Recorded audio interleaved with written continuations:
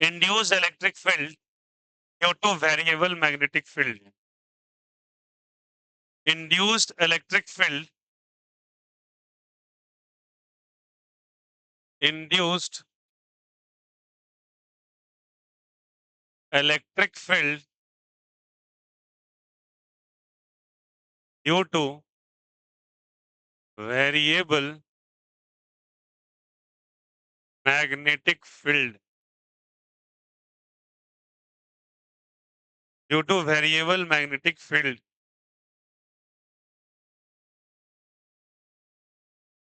Due to variable magnetic field.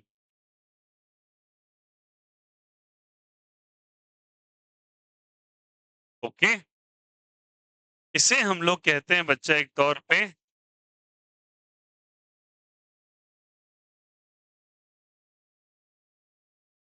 Vortex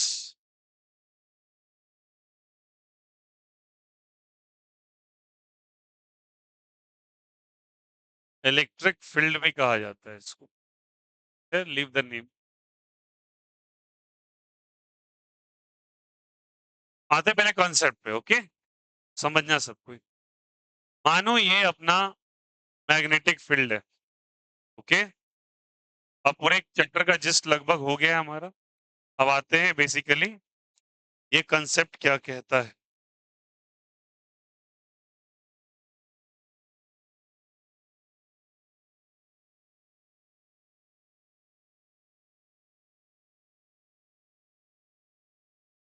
ये तो pen है क्या वहां पे?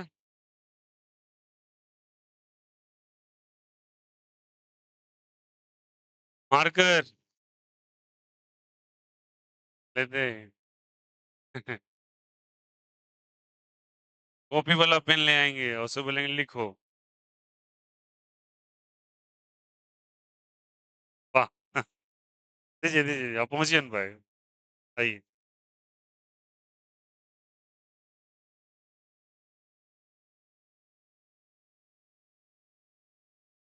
चलिए देखिए, हाँ तो अब बात कर रहे हैं हम लोग फील्ड के बारे में। देखो,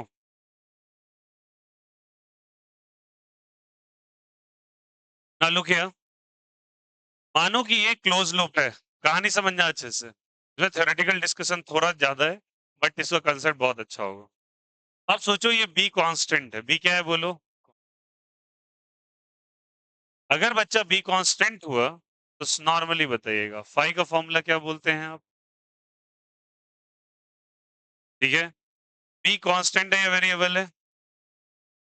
बी बच्चा कांस्टेंट है तो फाई भी क्या होगा आपका? अग्रीड? ये चेंज नहीं कर रहा, मान लो इसका रेडियस आर है, ठीक ना? जो घर से देख रहे हैं वही बोल, मतलब समझते रहिएगा। देखिए आर, ये फाई क्या है? कांस्टेंट, और बी क्या है? कांस्टेंट। अगर कांस्टेंट है तो ईएमएफ का सूत्र क्या कहता है? The formula of EMF is D phi by dt। अगर ये कांस्टेंट है बच्चा तो उसका डिफरेंशिएबिलिटी कितना हो जाएगा बोलो? जीरो। मतलब ईएमएफ इंड्यूस नहीं होगा इसके अंदर, नहीं होगा ईएमएफ, क्योंकि मैंने बोला था ईएमएफ इंड्यूस करने के लिए या तो बी बदलो या तो ए बदलो या तो थीटा बदलो। अब यहाँ पे बी फिक्स है, ए और थीटा में कोई चेंजेस ही नहीं आ रहा। तो करंट का वैल्यू जो होता है बच्चे वो होता है ई बाई आर। ई बाई क्या होता है? तो अगर ई ही जीरो है तो दिस इंप्लाइज आई का वैल्यू भी कितना होना चाहिए बोलो? जीरो। मतलब इसके अंदर कोई करंट फ्लो नहीं करेगा। मतलब इसके अंदर जो करंट का वैल्यू है कितना है जल्दी बताओ? Zero. No current will going to flow in it. Current का वैल्यू कितना है जल्दी बताओ? जीरो। अग्रीड। अब आ जाओ थोड़ा सा इसमें बदलाव करें। लुक हियर, अगर मैं इसमें चेंजेस कर देता बच्चों, मानो बी को इंक्रीज कर रहे हैं, बी को क्या कर रहे हैं? नाउ बी इज वेरिएबल और constant, it's a variable. Agreed. मान लो यहाँ पे एक लूप प्रेजेंट है, लगा दो लूप। क्या इसके अंदर करंट आएगा?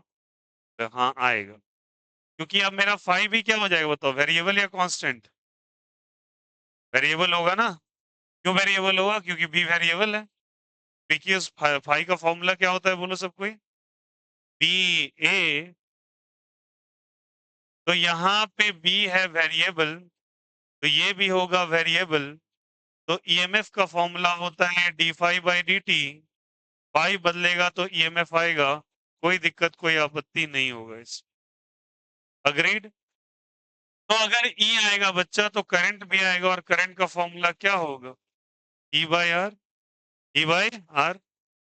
Last but not the list, मान लो इसके ऊपर रेजिस्टेंस आर लगा है। रेजिस्टेंस कितना लगा है? आर।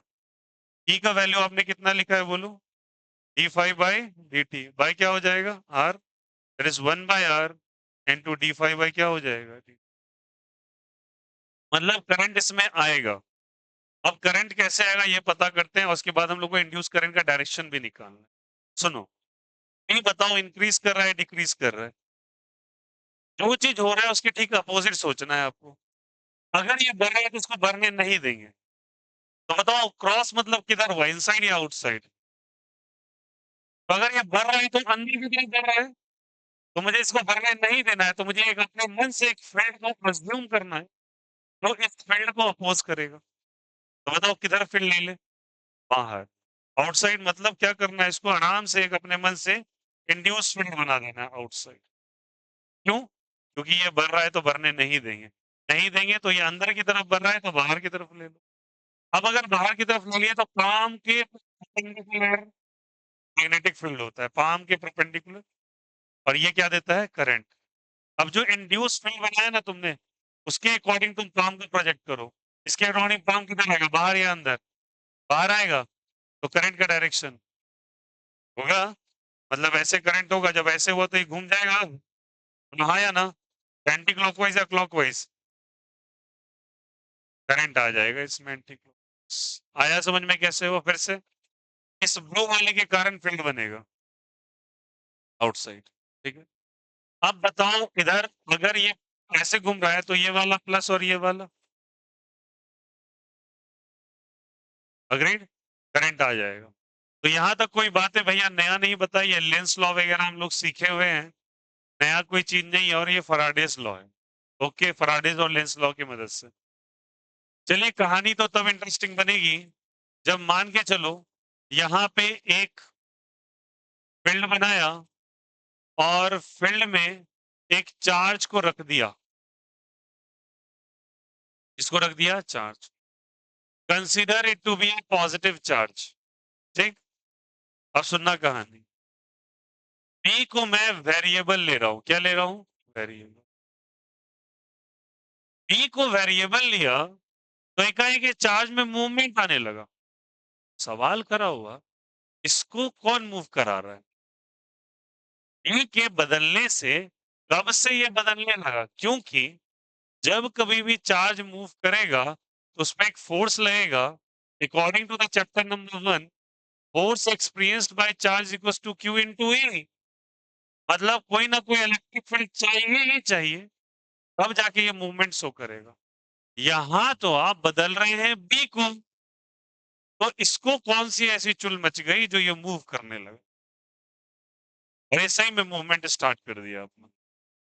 मूवमेंट स्टार्ट कर दिया, मतलब इसने एक इस तरीके से मूवमेंट स्टार्ट कर दिया अपना इस फील्ड के अंदर। मतलब इससे फोर्सेस ऐसे लग रहे हैं हर पॉइंट पर। अगर फोर्सेस ऐसे लग रहे हैं तो ये मूव कर रहा है। Now the question arises, scientist के दिमाग में आया दिमाग ख्याल कि भैया यहाँ कौन सा फोर्स एक्सपीरियंस हो रहा है? आप बदल रहे हो बी को। आपने चैप्टर नंबर 1 में कहा इलेक्ट्रिक फील्ड के प्रेजेंस में चार्ज का मूवमेंट हो पाता है। यहाँ तो मैग्नेटिक फील्ड है, ये इलेक्ट्रिक फील्ड कहाँ से आ रहा है? फिर ये मूवमेंट का जनरेशन कैसा है? क्योंकि बिना इलेक्ट्रिक फील्ड के आप किसी भी चार्ज को मूव करा ही नहीं सकते। ठीक है, तब यहाँ पे आया एक concept, and that concept is called as a, जो आपका टॉपिक है, दैट इज व्हाट। आज तक आप ये पढ़े हो बस, ये टर्म पहली बार लगा है। ठीक है, अब यहाँ पे एक इलेक्ट्रिक फील्ड जनरेट होगा जो कि called as induce electric field. कौन सा electric field? Induce electric field. Okay, now look here, अगर ये तो कैसे इंड्यूस इलेक्ट्रिक फील्ड के बारे में बात करें, थोड़ा समझे इसको, देखो क्या होता है। सारे बच्चे बताना, हमको पता है, याद करो, ईएमएफ पर क्या पढ़ा हम लोग, 5/dt, ये तो इस चैप्टर में पढ़ा, यस और नो। अब बताओ, वहां भी एक चीज पढ़ा था आपने, electric is equal to minus DV by D R, minus चीज डी, ये कौन सा फील्ड है जल्दी बताओ, बताया था, और minus DV by D R करके आया था टर्म। तो अगर केवल इसका वैल्यू ले तो E is equal to minus DV by D R, ये कहाँ से है, कंफ्यूज मत करना। ये बच्चे मैं ऐसे लिख देता हूँ प्रिकॉशन के तौर पे, ईएमएफ है, और ये कौन सा फील्ड है बताओ, इलेक्ट्रिक फील्ड। कुछ बच्चे इसको भी सेम ही चीज मान ले, ये इलेक्ट्रिक फील्ड है, और ये क्या है बोलो, ईएमएफ। ठीक है, फर्दर इसको ऐसे करके लिखा जा, अगर केवल हमें केवल मैग्नीट्यूड कंसीडर, तो E is equal to DV by क्या लिख सकते हैं, डी आर, क्रॉस मल्टीप्लाई करो, E dot D R is equal to DV, हाँ ना, E dot D R is equal to क्या था, डीवी, क्रॉस मल्टीप्लाई कर दिया, और this was the basically nothing, it was a potential difference, हाँ या ना, ये क्या था बोलो, ये चैप्टर नंबर 1 से आ रहा है, कौन सा डिफरेंस जल्दी बताइए, पोटेंशियल, और एक्चुअली ईएमएफ भी अपना तो पोटेंशियल डिफरेंस ही होता है, बोलो हाँ या ना, क्या होता है potential difference, that comes to be, अगर केवल केवल इसका मैग्नीट्यूड लिया जाए, बाय है वो आ रहा है बच्चे मैग्नेटिक फील्ड के कारण, मतलब बी के कारण, और ये जो पोटेंशियल डिफरेंस जनरेट हो रहा है वो कौन से फील्ड के कारण, इलेक्ट्रिक फील्ड के कारण, और ये वाला पोटेंशियल डिफरेंस ये भी है, it's also potential difference, it is also potential difference, ये वाला जो पोटेंशियल डिफरेंस है वो किसके कारण हो रहा है बोलो सबको ही, इलेक्ट्रिक फील्ड, और ये किसके कारण, क्योंकि हमें को ये बात का एक्सपीरियंस क्यों लगा, क्योंकि मैंने एक चार्ज को, स्टेशनरी चार्ज को एक फील्ड के अंदर रखा, मैंने चार्ज को मूवमेंट नहीं दिया, मैंने रादर मैग्नेटिक फील्ड के वैल्यू को बदलना चालू किया, मैग्नेटिक फील्ड के बदलने से ऑटोमेटिकली इस चार्ज के अंदर मूवमेंट जनरेट हो गया, क्वेश्चन अराइज हुआ, चार्ज को मूव कराने के लिए इलेक्ट्रिक फील्ड की रिक्वायरमेंट है, तो ये कहां से आ रहा है इलेक्ट्रिक फील्ड, यहाँ तो आप मैग्नेटिक फील्ड बदल रहे हैं, तब एक कॉन्सेप्ट आया that was called as a induced electric field, टू टॉपिक पर ये क्या लिखा है बोलो, मैग्नेटिक फील्ड को अगर आप वैरी कराएंगे तो एक इलेक्ट्रिक फील्ड जनरेट करेगा, यही हो रहा है ना, मतलब बी को अगर आप वेरिएबल बनाओगे, इंक्रीज करोगे या डिक्रीज करोगे, तो उसके कारण कौन सा फील्ड जनरेट हो जाएगा, इलेक्ट्रिक फील्ड, फिर याद रखिएगा ये इंड्यूस्ड इलेक्ट्रिक फील्ड है, कौन सा इलेक्ट्रिक फील्ड है बोलो, इंड्यूस्ड इलेक्ट्रिक फील्ड, यहां तक कंसेप्ट समझ में आया, ये प्रैक्टिकली देखा गया कि चार्ज वेरिएबल मैग्नेटिक फील्ड के अंदर खूब मूवमेंट, खुद ब खुद मूवमेंट शो कर रहा है, और इस कारण से आपको आगे चल के जो चैप्टर आता है उसको कहते हैं इलेक्ट्रोमैग्नेटिक वेव्स, वहां बताया जाता है कि इलेक्ट्रिक फील्ड लाओ तो मैग्नेटिक फील्ड आएगा, मैग्नेटिक फील्ड लाओ तो इलेक्ट्रिक फील्ड आएगा, दोनों एक दूसरे का कॉम्प्लीमेंट्री होता है, तो दोनों साथ ही साथ जनरेट हो जाते हैं, तो वही अभी जनरेट हो रहा है, और ये इक्वेशन का इस्तेमाल वहां पे एक जाके फैराडेज इक्वेशन के अंदर होगा, अब इसके बारे में थोड़ा सुनिएगा, what is that induced electric field, तो बताओ यहाँ पे EDR आ गया इज इक्वल टू डिफरेंस, ये भी पोटेंशियल डिफरेंस है, अब देखो यहाँ पे EDR का अगर ले लो इंटीग्रेशन, EDR मैं इंटीग्रेशन ले रहा था, तो डीवी का भी इंटीग्रेशन, डीवी का इंटीग्रेशन करोगे तो वी आ जाएगा, बोला हाँ या ना, या फिर डायरेक्टली कर लो, जीरो से एप्सिलॉन कर लो, तो ये ईएमएफ दे देगा, तो EDR, तो EDR इज इक्वल टू मैंने आया एप्सिलॉन ई, ठीक है, अब सुनना, तो चार्ज का मूवमेंट है, थोड़ा घेराघारी कर दो, तो चार्ज का जो मूवमेंट है वो चार्ज का मूवमेंट एक इनक्लोज पाथ के अंदर हो रहा है, ऐसे नहीं कि किधर ही डिफ्लेक्ट कर रहा है, वो सर्कल काट रहा है, और अगर सर्कल काट रहा है तो उस टाइम हमको इंटीग्रेशन जो करना पड़ेगा उसके बीच में एक सर्कल लगाना पड़ेगा, और याद कीजिए गॉस लॉ, गॉस लॉ में ऐसे ही मैंने कहा था इस टर्म को, ऐसे कहा था इनक्लोज्ड इंटीग्रेशन। बोलो हाँ या ना। कौन सा इंटीग्रेशन कहा था? Enclosed integration. तो ये इनक्लोज्ड इंटीग्रेशन इसलिए हो रहा है क्योंकि इस इलेक्ट्रिक फील्ड का जनरेशन एक क्लोज ट्रैक के अंदर हो रहा है। आया समझ में? तो it is also formula of EMF and this is also formula of EMF, but this is due to कौन सा फील्ड जल्दी बताओ? एंड दिस इज कौन सा फील्ड जल्दी बताइए? Electric field. बट ये एक्चुअली जो इलेक्ट्रिक फील्ड आ रहा है वो किसका कारण आ रहा है? मैग्नेटिक फील्ड के बदलने के कारण आ रहा है। और ये भी फॉर्मूला ईएमएफ है, ये भी फॉर्मूला किसका है? ईएमएफ का है। तो हम इन दोनों को अगर ये और इसको सेकेंड मानिए, इन दोनों को इक्वेट कर सकते हैं, तो लिखेंगे 1 इज इक्वल टू 2 और मेरे पास जो वैल्यू जनरेट होके आएगा वो आएगा enclosed integration of EDR is equal to D five by dt, and this is the formula for induced electric field. कौन सा इलेक्ट्रिक फील्ड? Induced electric. सारे बच्चे फिर से देखना, केस 1 केस 2 समझाते हैं। पहले केस में हम लोगों ने क्या लिया समझना अच्छे से। केस 1 है, ये केस 2 है, ये सब हम लोगों ने पढ़ा है। केस 1 में जहां पे बी क्या था? कांस्टेंट। डी कांस्टेंट तो फाई कांस्टेंट, फाई कांस्टेंट तो ई का वैल्यू, ई जीरो तो आई भी जीरो, कोई करंट नहीं आया इसके अंदर। ठीक है, करंट का वैल्यू क्या हो गया? जीरो। यहाँ पे ए को बदल डाला, बदला तो एक ईएमएफ जनरेट हो गया, जनरेट हो गया तो करंट आ गया। करंट को कैसे रिप्रेजेंट करेंगे? I is equal to E by R से, D five by D T upon ये आ गया, करंट रिप्रेजेंट हो गया। यहाँ पे दूसरी बात ये चलने लगी, एक चार्ज को तुमने ऐसे छोड़ दिया और बी को बदलना चालू किया, चार्ज अपने आप मूव करने लगा। सवाल खड़ा हुआ कि चार्ज बिना इलेक्ट्रिक फील्ड के आप कैसे मूव कराएंगे? तो सवाल खड़ा हुआ कि बी जब बदलोगे तो एक इलेक्ट्रिक फील्ड अपने आप जनरेट होता है और उसको हम लोग कहते हैं इंड्यूस्ड इलेक्ट्रिक फील्ड। कौन सा electric field? Due to variable magnetic field. और ईएमएफ का डेटा लेंस से आया, मतलब फैराडेस लॉ और लेंस लॉ से, और E is equal to minus DV by D R chapter number 1, वहां से मैंने डीवी का वैल्यू निकाला और यहाँ ईएमएफ आया। क्या आया? ईएमएफ। तो EMF is equal to E D R. और ये गोला क्यों लगाया? क्योंकि ये इनक्लोज सर्कल में घूमता। ये भी ईएमएफ, ये भी ईएमएफ, ये इलेक्ट्रिक फील्ड के कारण, ये इलेक्ट्रिक फील्ड के कारण दोनों को इक्वेट कर दिया, फॉर्मूला बना E D R is equal to D five by D T. कोई दिक्कत, कोई आपत्ति? And this is also called as a vortex magnetic field. क्या कहलाता है बोलो? Vortex magnetic field. और याद रखना, वोर्टेक्स मैग्नेटिक फील्ड जो होता है ये कंसेंट्रिक सर्कल के फॉर्म में बनता है। कौन से सर्कल के फॉर्म में? कंसेंट्रिक सर्कल के फॉर्म में, इसलिए सर्कुलर फॉर्म ये ले रहा है। किसी को कोई दिक्कत? देखो ये दोनों केसेस आप ऑलरेडी जानते हैं, ये केस आपके लिए नहीं होता और फाइनल फॉर्मूला ये निकलता है आपका। अब इस पे चर्चा करेंगे, चलो कॉपी करो सब कुछ। लिखेगा, पहले लिखो। अभी कुछ लिखा है नहीं ना? लिखेगा, लिखेगा।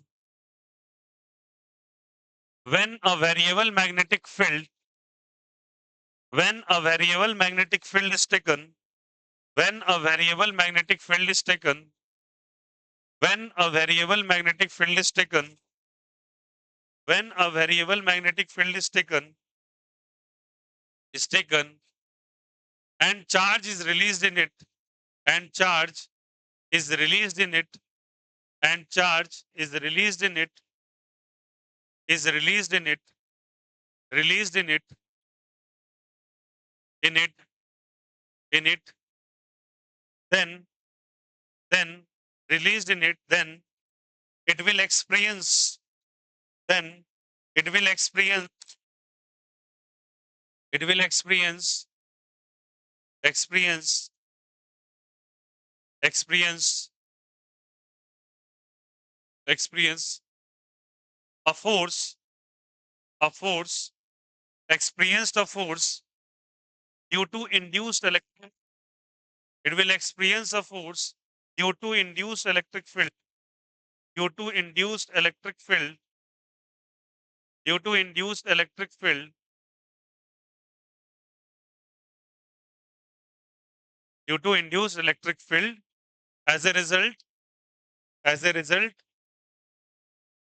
as a result it starts move in a circular track. As a result, it starts to move in a circular track. As a result, it starts to move in a circular track. It starts to move in a circular track. ये कैसे घूमने लगेगा बोलो? Circular track. आया समझ में? अब चलिए सारी गाथाएं लिख लें, केस 1, केस 2, केस 3 और अच्छे से बनाइए।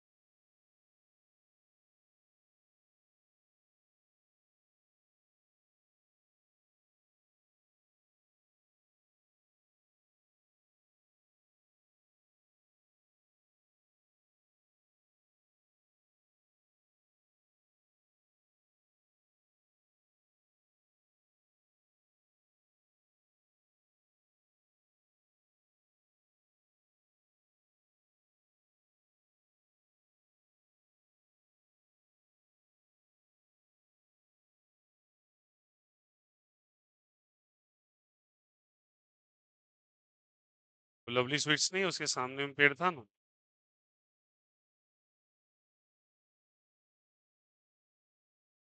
भाई हल्ला कर रहा है सब।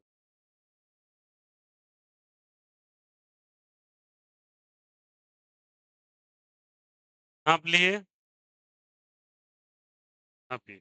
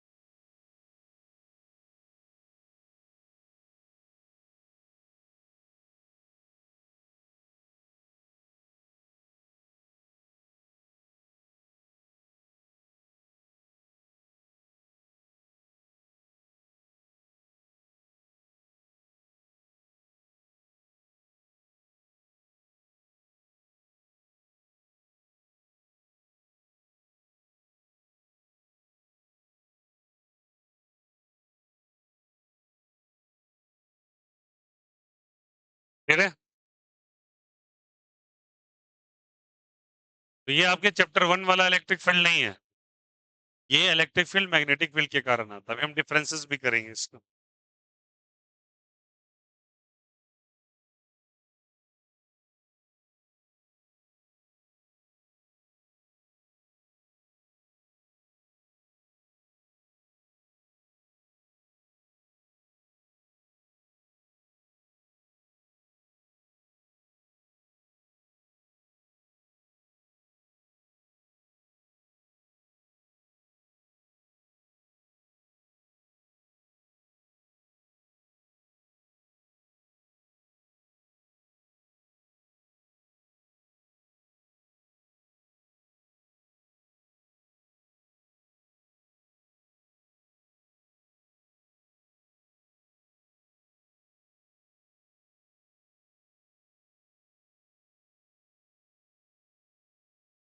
पढ़े, नहीं हुआ।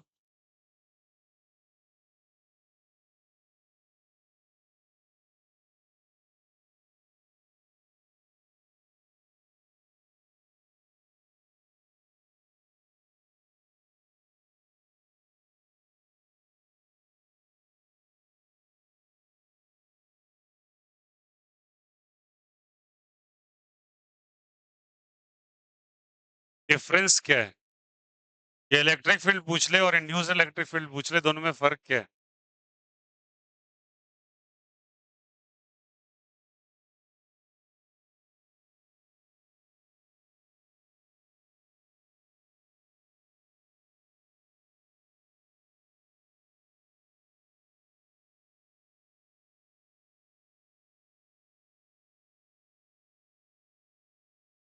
चलिए देखिए सब कोई।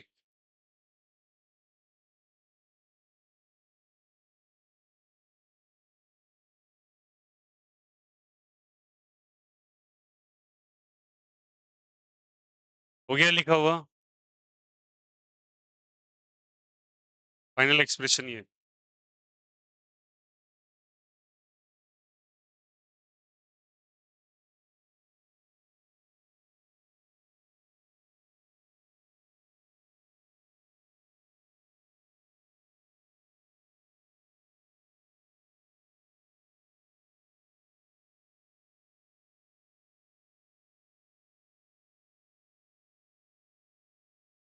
चलिए देखिए, इलेक्ट्रिक फील्ड, सबसे पहले एक बात बताते, बेसिक डिफरेंस याद रखना।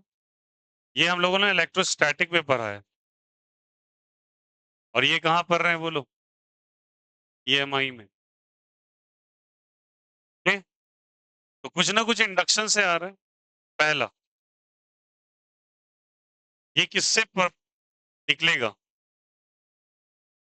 Produced by rest charge. कौन सा चार्ज जल्दी बताइए? रेस्ट। और चार in rest condition. Second, produced by time varying magnetic field. Magnetic field के बदलने से ही आ रहा है। ओके, इसलिए इस एक्सप्रेशन को लिखा गया है E dot T R is equal to D five by second, sorry A. Second क्या होगा? ये जो होता है वो कंजर्वेटिव नेचर का होगा। अब कंजर्वेटिव नेचर किसको कहते हैं समझेंगे इसको। ये जो है बच्चा, ये नॉन कंजर्वेटिव होता है।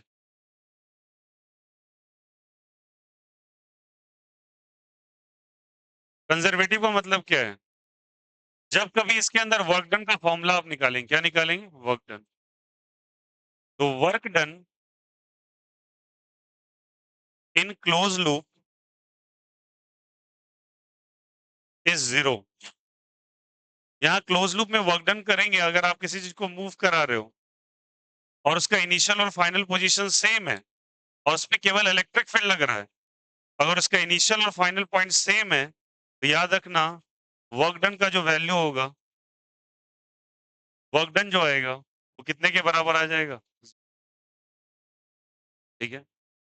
और इसका देखोगे, इसका वर्क डन अगर नॉन कंजर्वेटिव है in close loop is non zero. Close loop में वर्क डन 0 नहीं होगा।